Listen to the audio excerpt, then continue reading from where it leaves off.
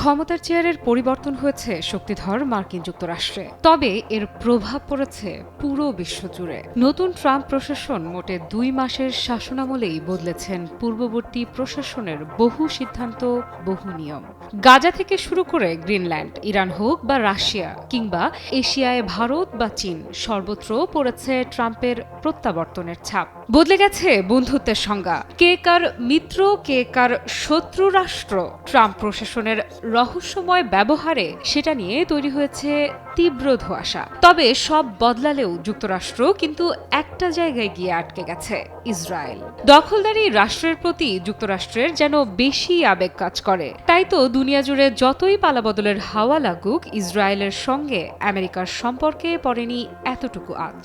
দেশ দুটির বন্ধুত্বের গভীরতা বিশ্বকে বোঝাতে ক্ষমতার মসনদে বসেই প্রেসিডেন্ট ট্রাম্প সবার আগে সাক্ষাৎ করেছেন ইসরায়েলের প্রধানমন্ত্রী বেনিয়ামিন নেতানিয়াহুর সঙ্গে। বলাই বাহুল্য, ট্রাম্প ও নেতানিয়াহুর শত্রুরাষ্ট্র অভিন্ন নয়। খুব সম্ভবত শত্রুকে একযোগে দমাতে যুক্তরাষ্ট্র ও ইসরায়েলের মাঝে রয়েছে মহাপরিকল্পনা। সম্প্রতি দেশ দুটির কার্যক্রম দিচ্ছে তেমনই আভাস। পারমাণবিক শক্তিধর দুই দেশ পূর্ব ভূমধ্য সাগরে চালাচ্ছে একটি যৌথ বিমান বাহিনীর মহড়া। মহড়ার মূল আকর্ষণ ছিল দূরপাল্লার বোমারু বিমান। বলা হচ্ছে ইসরায়েল ও তার পার্শ্ববর্তী অঞ্চলের নিরাপত্তার স্বার্থে এবং সার্বিক নিরাপত্তা নিশ্চিত করতেই দুই দেশের সামরিক বাহিনী এ মহড়া চালিয়েছে। তবে বাস্তবতা কি এতটাই সহজ? শুধুমাত্র নিরাপত্তা নিশ্চিতকরণ, নাকি এর পেছনে রয়েছে নতুন কোনো ষড়যন্ত্রের আভাস? সেটি দেখার বিষয়। এমন একটা সময়ে মহড়ার আয়োজন করা হলো যখন যুক্তরাষ্ট্রের সঙ্গে ইরানের পারমাণবিক চুক্তি নিয়ে চলছে তীব্র সংকট। বাতাসে ভাসছে দ্বিমুখী যুদ্ধের জোর গুঞ্জন। শোনা যাচ্ছে দেশটির পাহাড় সমান আত্মবিশ্বাস টলাতে বেশি সময় নেবে না ইসরায়েল ও তার মিত্র যুক্তরাষ্ট্র।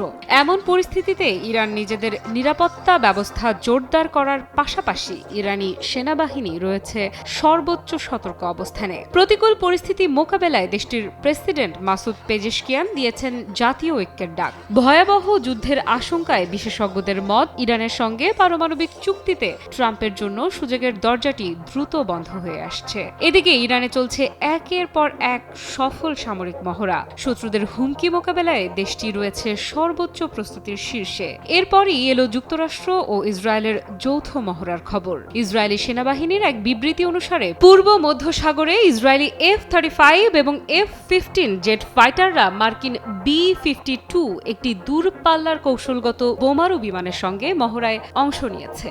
দুয়ে দুয়ে যেন মিলে যাচ্ছে 4। এবারে বোধহয় বিশ্ব মুখোমুখি হতে চলেছে ভয়াবহ যুদ্ধের। সঠিক প্যাড আর সঠিক তথ্য দিয়ে এসু সামলে নিব এক হয়ে। Mona Lisa sanitary napkin. তেহরানের বিরুদ্ধে শক্তি প্রদর্শনের জন্য আমেরিকা দীর্ঘদিন ধরেই B-52 বোমারু বিমান ব্যবহার করে আসছে।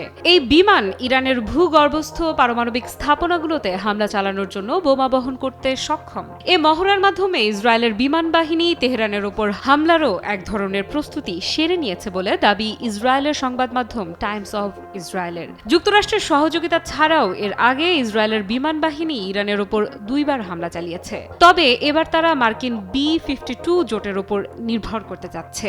ধারণা করা হচ্ছে ইরানও একটি বড় হামলার প্রস্তুতি নিচ্ছে। এ হামলার বিষয়ে শুধু শঙ্কা বেড়েই চলেছে।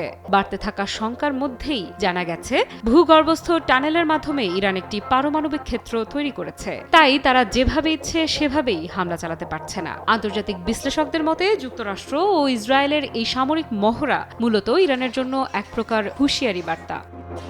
আফরিদা ইফরাত, নিউজ 24।